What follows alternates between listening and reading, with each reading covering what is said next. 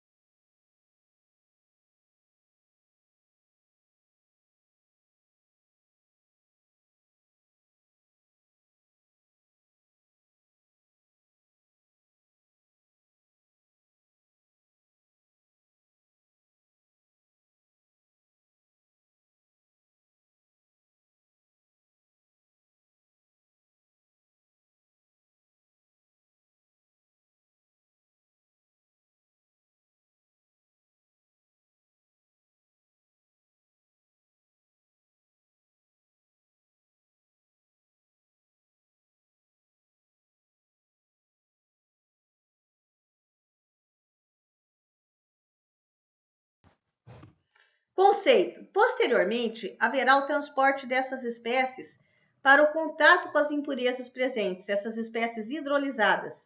Aí vai entrar em contato com as impurezas, numa etapa denominada de mistura rápida. O que vai causar, em função do tamanho, da magnitude da dosagem e ao pH de coagulação, e a gente vai ver que isso é importante mais adiante, tanto por causa do diagrama de coagulação, a gente pode verificar isso, vai causar a desestabilização ou envolvimento dos precipitados, de acordo com o professor Libânio, 2005. Em seguida, com a aproximação e colisão das partículas desestabilizadas, vai haver a formação dos flocos, que é justamente o que a gente está querendo, para que os flocos tenham maior densidade e possam ser separados da massa líquida em tratamento por sedimentação ou flotação. E o que não sair por por essa separação de sedimentação ou flotação, que saia pela filtração, de modo que a gente saia com uma turbidez menor que meia unidade de turbidez depois dos filtros. Bom, aí eu tenho a remoção dessa turbidez da matéria orgânica coloidal, substâncias tóxicas de origem orgânica e inorgânica, entre outras, que tem o tamanho dessas partículas suspensas e coloidais. Micro-organismos em geral e os precursores da formação de trialometanos, de acordo com o professor Libânio, de 2005. Onde que ocorre tudo isso? Na unidade de mistura rápida da estação. No contexto sanitário é importante porque há uma remoção de partículas de dimensões microscópicas. Essas dimensões estão muito associadas ao quê? A remoção de micro-organismos patogênicos. Para que a gente tenha uma noção, de acordo com o professor Libânio, 2005, entre a comparação entre as dimensões médias dos microflocos, que são formados logo na saída da mistura rápida, na transição, no conduto entre mistura rápida e floculação, os microflocos têm de 2 a 4 micrômetros. Eles são formados logo após a coagulação. Os diversos tipos de micro-organismos nas águas naturais são bactérias do gênero Salmonella e coliformes totais, meio a 2 micrômetros. Vírus, 0,025 a 0,1 micrômetro. E os protozoários, que a gente sabe que são mais resistentes à desinfecção com compostos de cloro, como, por exemplo, cistos de giardia, 10 a 14 micrômetros. oocistos de criptosporídeo, 4 a 6 micrômetros de diâmetro. A gente vendo todos esses micro-organismos, o que a gente espera? Que os micro-organismos sejam envolvidos a hora que vai tendo a formação dos flocos de maior tamanho. Então, que a gente já tenha uma remoção microbiológica previamente, principalmente desses que são muito mais resistentes ao cloro e que não vão ser inativados, né, pelo cloro lá na frente. Distinção entre partículas suspensas e coloidais, ou as partículas e coloides. Estão reportadas, de acordo com o professor Libânio, a dimensão do micrômetro. A maioria das partículas e protozoários são partículas. E os vírus, coloides. Aqui a gente tem, por exemplo, a molécula. A molécula vai menos que 10 a menos 3 micrômetros até 10 a menos 2 micrômetros. Os coloides, de 10 a menos 2 micrômetros até 10 micrômetros. As bactérias, de 1 micrômetro até 10 micrômetros. As algas, de 1 a 10 micrômetros, mais ou menos que nem o protozoário, e os poros de papel de filtro. Então, os poros de papel de filtro, eles passam uma parte dos coloides, né? As partículas suspensas, bactérias, alga e protozoário. O vírus, né, já não pega, né? Os interstícios de leito de areia, muito menos, né? Então, passa uma parte das partículas suspensas e os flocos. O que pega, né, mais aí, de acordo com o tamanho, são os poros de membrana, né? Que o tamanho mínimo aí 1 vezes 10 a menos 2 micrômetros, e os poros de carbono ativo, 10 a menos 3 micrômetros a 1 micrômetro. No contexto econômico, é importante a coagulação, porque se não houvesse a decantação, a coagulação, considerando a profundidade média, né, das unidades de decantação de 4 metros, iríamos precisar de 4.000 horas para deposição. Imagina, isso é inviável. E umas áreas seriam muito maiores pelo tempo de detenção usual aí de 1,5 a 3 horas. Então, eu teria área muito maior, né, ou tempo muito maior. As unidades de decantação de alta taxa, né, quando a gente aplica a coagulação, o tempo de detenção é menor que 10 minutos. O objetivo principal da coagulação e da floculação como via de consequência consiste o quê? Em elevar muito a velocidade de sedimentação desse aglomerado de partículas, que são os flocos, né? E quem que vai formar floco? A partir da adição aí do coagulante, que vai desestabilizar as partículas. Mecanismos de coagulação.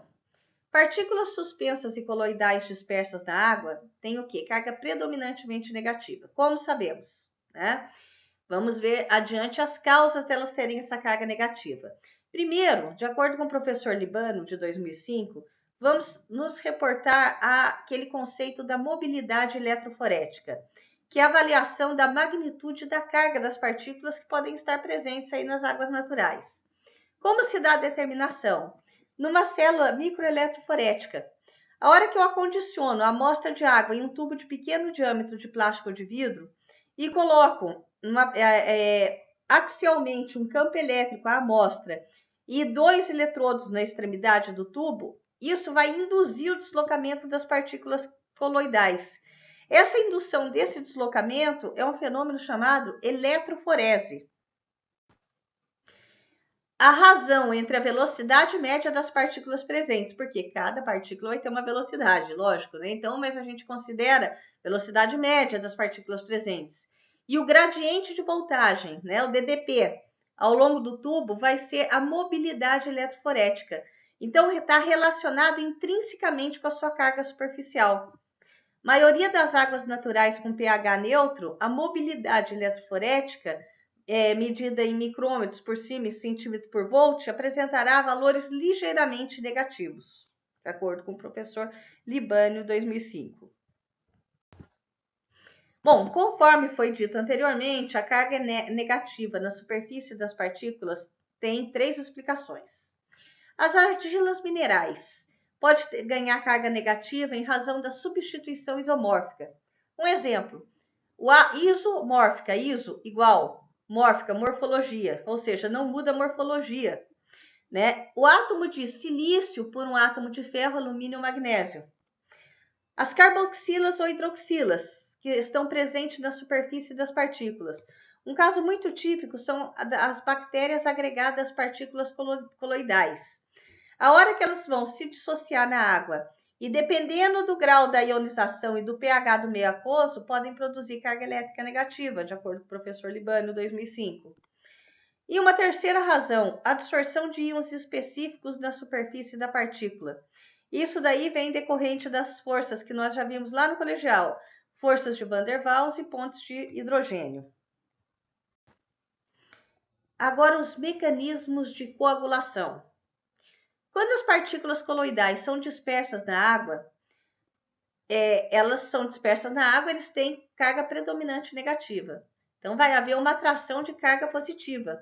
Esses íons de carga oposta, potássio, sódio, cálcio, por exemplo, tendem a aproximar da superfície e vai formar uma camada de íons positivos e negativos.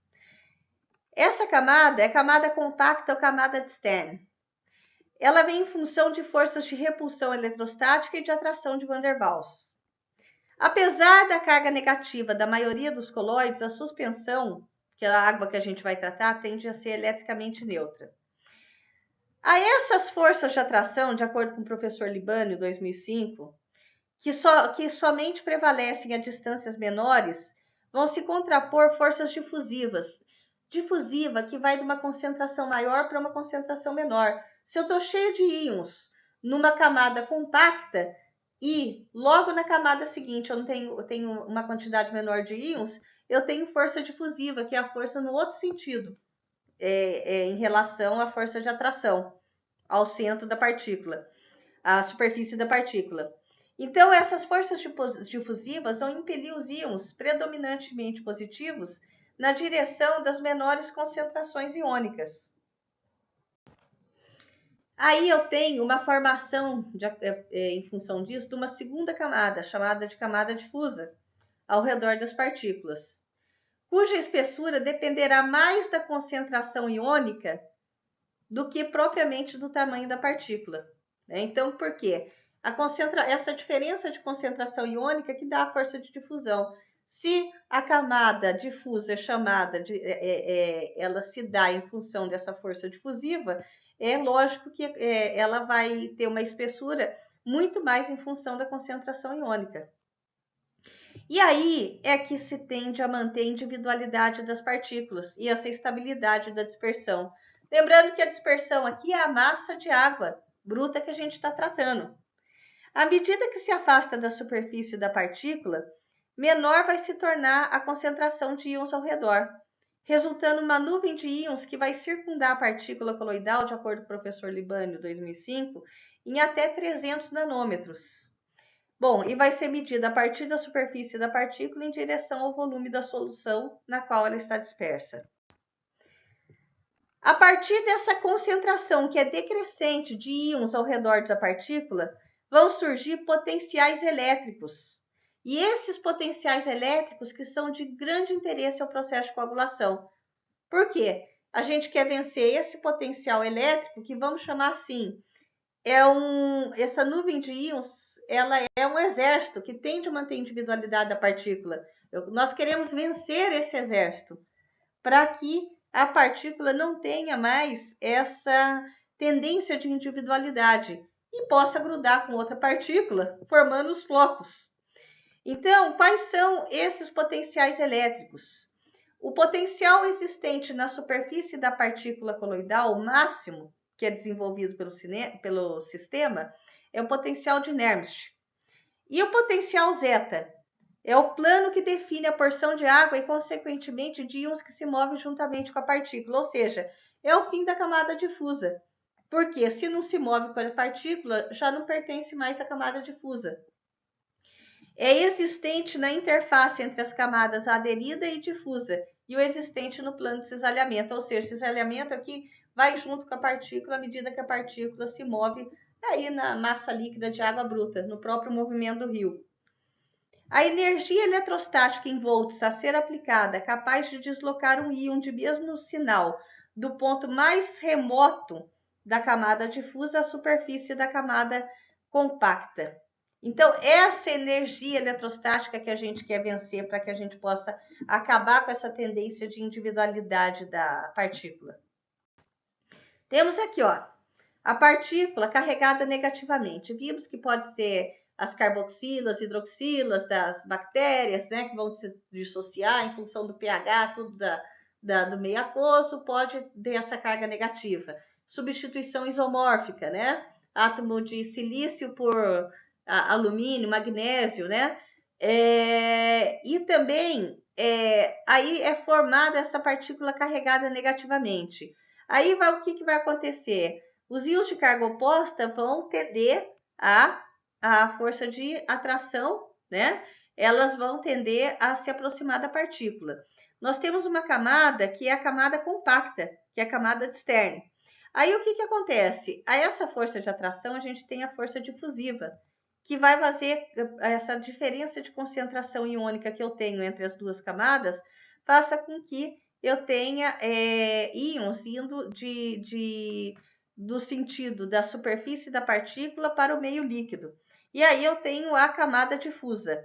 O fim da camada difusa é aquela em que não caminha mais junto com a partícula, ou seja, se a partícula vai para baixo, vai para cima, a camada difusa vai junto. Né? Então, seria por isso que chama de plano de cisalhamento. Bom, nós temos os potenciais elétricos em volta da partícula que são de muito interesse. O potencial total, que vai da superfície da partícula até o plano de cisalhamento, é o potencial de Nernst. E o potencial zeta é do fim da camada, da superfície da camada compacta até o plano de cisalhamento, potencial zeta. Bom, temos aí as duas camadas, né? Camada compacta ou de Stern e camada difusa. Bom, dessa forma, a desestabilização referenciada no próprio conceito de coagulação, né? Ela vai permitir a aproximação das partículas, vencendo essa barreira de energia. Essa barreira de energia vem da onde? Dos potenciais elétricos. Esse processo constitui-se na conjunção de 4 mecanismos abordados, que podem, inclusive, ocorrer simultaneamente, de acordo com o professor Libânio, 2005. Compressão da dupla camada, primeiro mecanismo. O aumento da força iônica, da concentração de íons, agora vamos lá relembrar. Lembra que havia as espécies hidrolisadas do coagulante? E era uma reação entre a massa de água, entre o coagulante e entre a impureza. Conhecemos a impureza agora, porque ela é individual. Agora vamos retomar aquele conceito em que houve a adição do coagulante e formou as espécies hidrolisadas, ou de alumínio ou de ferro, né? Dependendo do coagulante que é colocado na estação de tratamento de água. O aumento da força iônica, porque agora tenho íons lá, espécies hidrolisadas, da concentração de íons, vai acarretar a compressão dessa camada difusa. Aí os íons de carga positiva vão conseguir atravessar a camada compacta. Se atravessa a camada compacta, reduz o tamanho do potencial zeta. E com isso, a espessura da dupla camada. Aí permite a aproximação posterior das partículas. Aí se junta para formar floco. Absorção e desestabilização. Ocorre imediatamente após a dispersão do coagulante da massa líquida. Dependendo do pH do meio, vai ter a formação de diversas espécies hidrolisadas de carga positiva, que elas podem ser adsorvidas. Veja bem, não é absorvida, adsorvida, adsorção. São outras forças que acabam fazendo a adsorção de impureza, entre impureza e impureza, entre impureza e carvão ativado, por exemplo, na superfície das partículas, desestabilizando-as. Em alguns casos, minúsculas partículas do coagulante, que são os produtos daquela hidrólise lá do sal de alumínio ou de ferro, são adsorvidas pela superfície das partículas coloidais. Só que isso dá um pouco cautela com isso, porque pode mesmo acarretar a reversão da carga da partícula e consequente restabilização da suspensão. Isso é tudo que a gente não quer. A gente quer que se mantenha desestabilizada para formar o floco lá na floculação, de acordo com o professor Libânio, 2005. Logo, eu tenho uma estreita faixa de variação específica para cada água natural, tanto em termos de dosagem de coagulante quanto do pH. Guardem esse conceito. Nós vamos ver novamente quando ver o diagrama de coagulação. Varredura. Em função do pH de coagulação, à medida que se eleva progressivamente a dosagem do coagulante, passa a predominar o mecanismo da varredura. Em função das dosagens de coagulante do pH do meio, as partículas coloidais são adsorvidas e as suspensas envolvidas pelo precipitado do hidróxido de alumínio de ferro. Lembrando, hidróxido de alumínio de ferro vem lá do coagulante, de acordo com o professor Libano, em 2005. Os flocos formados pelo mecanismo da varredura apresentam densidade pouco superior da água, 1,01 a 1,05, favorecendo em muitas circunstâncias a não sedimentação. Por quê? A densidade é um pouquinho só maior que a água, né? Então é difícil de sedimentar e consequente arraste aos filtros. Qualquer mecanismo de coagulação, o processo de desestabilização pode ser revertido caso haja variações no pH de coagulação ou da dosagem de coagulante, conduzindo à reestabilização das partículas coloidais e, infelizmente, evitando a agregação. É tudo que a gente não quer. Formação de pontes químicas. Muitas vezes, de acordo com o professor Libânio, 2005, visando a reduzir as dosagens de coagulante e conferir ao floco maior densidade, são empregados polímeros orgânicos, que podem ser naturais ou sintéticos, usualmente como auxiliares de floculação. No emprego dos polímeros, a coagulação pode efetuar-se por intermédio da formação de pontes químicas, quando as partículas coloidais são absorvidas da superfície das diversas cadeias de polímeros. Lembrem-se lá daquelas pontes químicas que vocês viram no colegial. Fatores que podem interferir na coagulação. Tipo de coagulante. O tipo de coagulante vai acabar afetando a capacidade de produzir precipitados e espécies hidrolisadas em dissociação no meio aquoso, que são capazes de desestabilizar ou envolver as partículas suspensas e coloidais que estão nas águas naturais. Também o tipo de coagulante, né, e lógico também o que é tanto de impureza que vem na água bruta, vai influenciar a quantidade característica do lodo, né, além da água bruta e dos produtos químicos. Quanto mais produto químico, né, mais a gente gera lodo. Quanto mais impureza, mais a gente gera lodo. Muitos sais têm sido utilizados como coagulantes, basicamente sal de alumínio e de ferro. E mais raramente, como mencionado, aqueles polímeros orgânicos, como os coagulantes primários, de acordo com o professor Libano, 2005. De acordo com a Associação Brasileira de Normas Técnicas, NBR 12.216, de 1990, que fala sobre os projetos de estação de tratamento de água, recomenda-se que deve ser previsto dispositivos individuais de mistura para cada produto químico aplicado na coagulação. Por quê? Porque tem o risco, se você colocar tudo na mesma tubulação, de haver uma reação química entre eles. E nenhum dos produtos, ou alguns dos produtos, não fazem a ação esperada. Coagulantes primários, usualmente empregados no processo de coagulação, de acordo com o professor Libânio. Por exemplo, vamos falar do sulfato de alumínio, a composição típica Al2, SO4,3, NH2O. A gente tem uma nota número 2 aqui. O número de moléculas de água de hidratação vai variar dependendo do produto, sendo 14,3 e 18 os mais usuais. O sulfato de alumínio líquido é comumente fornecido a concentrações de 50% em relação ao peso-peso, de acordo com o professor Libânio. A L2O3 ou ferro, em porcentagem, 8,3 a 17,1. Ponto de congelamento, menos 8 graus Celsius. Dosagens usuais, em estações convencionais, em miligrama por litro, 10 a 60. Massa específica, de 600 a 1.400 kg por metro cúbico. E a disponibilidade, sólido ou líquido. O cloreto férrico, Fe, cloro 3, 6H2O, de 12 a 14. Ponto de congelamento, menos 20 a menos 50. Uma dosagem usual menor, 5 a 40 mg por litro. Massa específica, 1.425 kg por metro cúbico.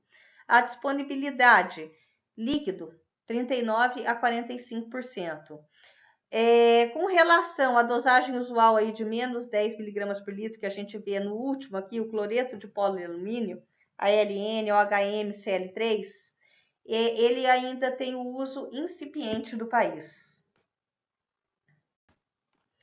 Auxiliares de coagulação, de acordo com o professor Libânio, comumente empregados na potabilização. Nome comercial, cal hidratada, CaOH2, a massa específica é de 560 a 800 kg por metro cúbico. Disponibilidade sólida. Cal virgem, é aplicada ao tratamento após hidratação, transformando-se em cal hidratada. CaO, massa específica, 800 a 1.200 kg por metro cúbico, disponibilidade sólido. A massa específica da soda cáustica, o último, depende da disponibilidade, sendo da ordem de 1.520 na forma sólida e 2.130 na líquida.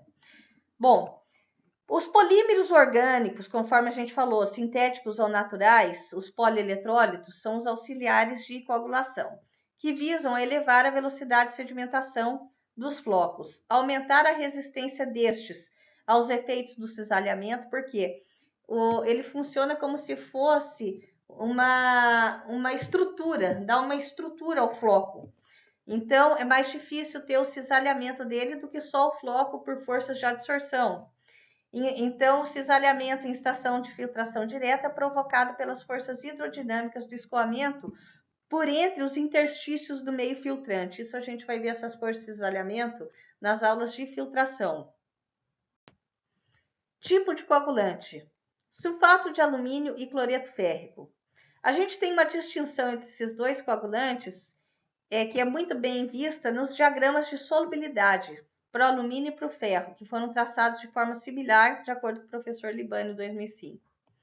Para o cloreto férrico, quando esse sal é disperso na água, o íon ferro 3 vai se hidratar coordenando até 6 moléculas de água, formando o ferro H2O mais 3, 6. O comportamento do alumínio em solução é muito parecido com o do íon ferro 3, com a diferença de formar um número maior de espécies polinucleadas. A gente pode ver no próximo slide que vai ter o diagrama de coagulação. Vai ver que tem um número muito maior de retas, que são cada uma espécie hidrolisada. Para o sulfato de alumínio comercial, a L2SO43 14,3 H2O. Aqui o diagrama de solubilidade. Do cloreto, ambos para 25 graus Celsius, né? Então, nós temos aqui as espécies hidrolisadas que são formadas no eixo X aqui, pH. No eixo Y, à esquerda, log de ferro, log da concentração de ferro em mol por litro. E ferro, Cl3, 6H2O em miligrama por litro. Ou seja, a espécie hidrolisada que eu tenho. Olha o log, o diagrama de solubilidade do sulfato de alumínio. Cada água, para cada coagulante, vai ter o seu diagrama de solubilidade. A L2SO43, 14,3 H2O, miligrama por litro. E o log da concentração de alumínio em mol por litro. Isso daí são os eixos Y, respectivamente, a direita e a esquerda. E o eixo X é o que? O pH. Então, a gente vê que para a coagulação, o que é importante? O pH e a dosagem do coagulante. Vai influenciar bastante. Olha o diagrama de coagulação para o sulfato de alumínio comercial. Lembra dos mecanismos que a gente falou da estreita faixa de variação? Olha ali a parte preta em que a gente tem uma zona de reestabilização. Dá-se entre o pH 5 e 6 e entre, numericamente, menos 4, um pouco menos que menos 5 do log do alumínio em moles por litro. Então, eu tenho uma faixa estreita aí que a gente tem medo de que isso aconteça. Pode ver que logo depois, subindo um pouquinho o pH, a gente tem a adsorção e desestabilização, a combinação entre a varredura e a adsorção e mecanismo de varredura, né? Ainda sobre os fatores que podem intervir na coagulação. Alcalinidade e pH. A gente viu que o pH é importante. Acabamos de ver isso no diagrama de coagulação. Se eu tenho bastante alcalinidade, eu tenho o quê? Bastante capacidade de resistir à variação dessa concentração de H+, sem que caia o valor do pH. Então, no não usual emprego de polímeros orgânicos como coagulante primário, a alcalinidade ou pH parece não afetar significativamente o processo de coagulação, de acordo com o professor Libânio, em 2005. Entretanto, quando a coagulação se efetua com sais de ferro ou de alumínio, independentemente do mecanismo, o pH vai ter um papel muito importante na prevalência das espécies hidrolisadas coagulantes. A gente pode verificar variando os valores do pH no eixo X nos diagramas de coagulação que a gente acabou de ver. Então, quem que vai segurar essa onda? A alcalinidade da água bruta, que pode ser natural ou artificial. Lembra a alcalinidade a bicarbonato? Funcionará como um tampão, minimizando a queda muito acentuada do pH de coagulação. Por quê? A coagulação, quando o sal de ferro ou de alumínio ele se hidrolisa lá na água, o que acontece? Libera H+, lá da água, quando a coordena aqueles 8 átomos de oxigênio, libera H+ para a água. Então, a tendência depois do pH, depois da coagulação, é cair o pH. Bom, então vamos ver. A alcalinidade pH. Vemos, de acordo com o professor Libânio, na figura 16, a variação do pH em função da dosagem de sulfato de alumínio. Uma água que tem alta alcalinidade, que são esses quadradinhos que não estão preenchidos, então cai muito pouco, de 7, mas muito pouco, e lá entre 35 e 40 miligramas por litro da dosagem de sulfato de alumínio. Em compensação, uma água com baixa alcalinidade, a partir de 10 miligramas por litro, vai despencando o valor do pH, até chegar um pouco mais que quase 4, né? Então, são inviáveis para algumas águas naturais. Menor suscetibilidade da matéria orgânica à coagulação. Nessas circunstâncias, como que a gente vai determinar qual o pH ótimo de coagulação, qual a dosagem ótima para coagulação, nesses ensaios de coagulação, que são o JAR teste dos jarros. Então, a dosagem de coagulante para a qual obtém-se a menor concentração final, por exemplo, de carbono orgânico total.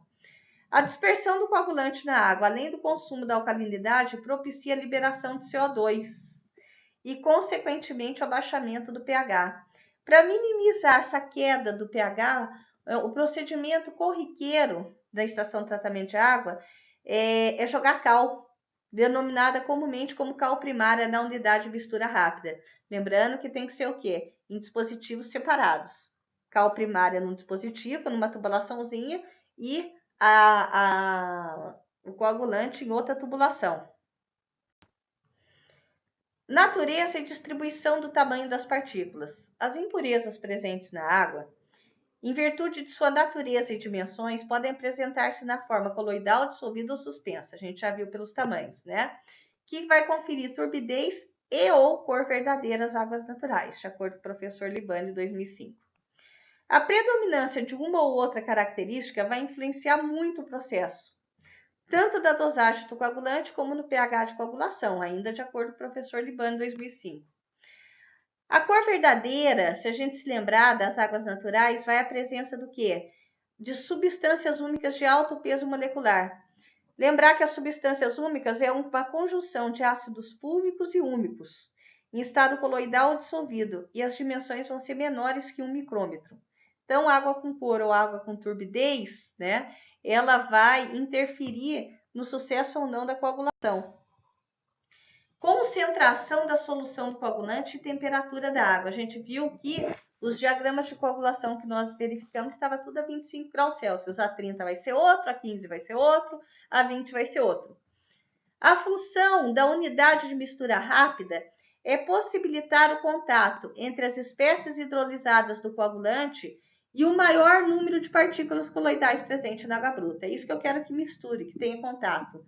Impureza com a espécie hidrolisada de coagulante. Aí eu tenho que ter uniformidade dessa dispersão.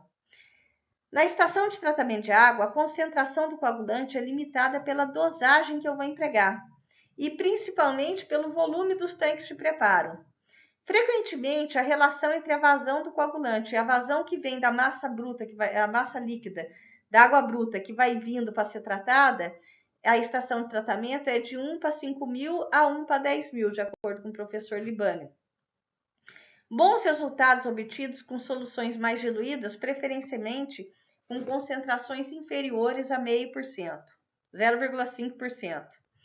Concentrações mais elevadas da solução de coagulante os gradientes ótimos de floculação mais baixos, reduzindo nas unidades mecanizadas o dispêndio de energia elétrica, porque a unidade mecanizada eu preciso de uma paleta ali que acabe tendo que fazer a mistura.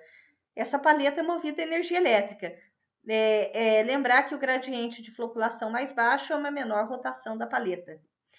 Grande controvérsia há, ainda de acordo com o professor Libânio, 2005, com relação à influência da temperatura da água na coagulação.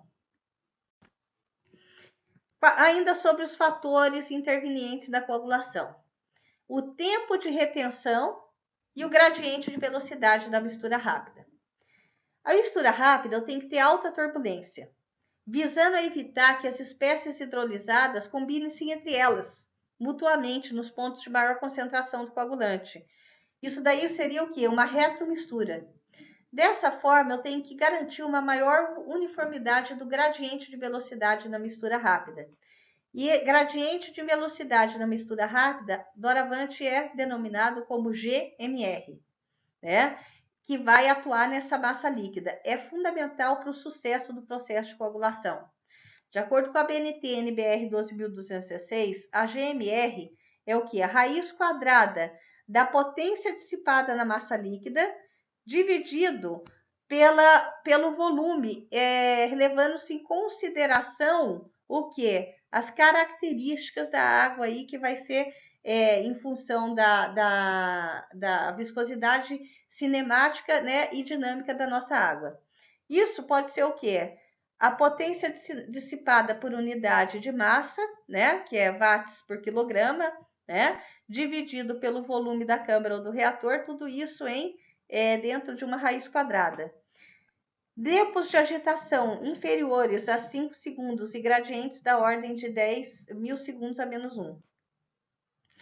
A determinação de gradiente de velocidade é feita no JAR teste. JAR teste é muito rotineiro na estação de tratamento de água, principalmente porque a qualidade da água ela pode variar com uma chuva ou por algum despejo inadequado, né, a montante. E nas unidades de mistura rápida e floculação se efetuar a partir da mesma equação. Unidades de mistura rápida. Podemos ter métodos mecanizados ou hidráulicos. Mecanizado. Pode ser uma paleta hidráulica, por exemplo, uma calha Parshow. A NBR 12.216 fala que qualquer singularidade ou equipamento em tubulação, canal ou câmara que confira o gradiente de velocidade e o tempo de detenção recomendados pode ser utilizado como uma unidade de mistura rápida. A mistura mecanizada, agitadores do tipo turbina ou hélices, nos quais a água bruta vai afluir à câmara de mistura e o coagulante é comumente disperso por meio de bombas dosadoras. Ou ainda malhas difusoras, que são tubos de PVC perfurados com orifícios contrários à direção do fluxo, que vão estar transversalmente dispostos no canal ou tubulação de água bruta. A solução do coagulante viria o quê? De uma bomba dosadora. E o tempo de detenção iria se relacionar ao volume do reator tubular, né? Porque vazão é volume, né, dividido pelo tempo, né? Então, aqui, ó, os agitadores do tipo turbina e de hélice, para mistura rápida. Lembrando que isso aí é mecanizado, teria o dispêndio de energia elétrica. Então, a planta das hélices, das turbinas e um corte para que possa ver como que seria a unidade. A malha difusora empregada em tubulação como unidade de mistura rápida. Então, temos aqui os tubos plásticos cheios de orifícios, né? Válvulas para limpeza e a dispersão do coagulante sendo distribuída ali, no sentido de fluxo contrário, né? Então, viria transversalmente ao slide, né? O fluxo de água, da água bruta que a gente está querendo fazer a dispersão do coagulante. E aqui a gente tem aqui o corte, né? A gente tem um corte longitudinal e corte transversal aqui dessa mesma dispositivo. Unidades hidráulicas de mistura rápida. Propósito é idêntico, favorecer o contato entre as espécies hidrolisadas de alumínio e as partículas. Pode ser também empregadas unidades de mistura rápida que vão utilizar energia hidráulica. E aí, lembre-se de todos os conceitos de hidráulica que vocês viram. Vertedores de seção retangular, vertedores triangulares, né? principalmente o triangular aplicável à estaçãozinha pequena, e principalmente os medidores partial, calha partial. As dimensões dos medidores partial são padronizadas, nós temos tabelas a partir da dimensão da garganta. Na figura 21 é apresentado um medidor partial e o ponto de aplicação do coagulante no final da garganta, porque no final da garganta é o início do ressalto, e o ressalto que vai dar aquele gradiente de mistura rápida que a gente quer. E a tabela 8, as dimensões padronizadas. Então, temos o medidor partial, utilizado como unidade de mistura rápida, né? Aqui um ábaco para a estimativa do gradiente de velocidade em medidor partial, de acordo com o professor Libânio, e as dimensões padronizadas dos medidores partials, de acordo com o professor Azevedo Neto. Referências bibliográficas dessa aula.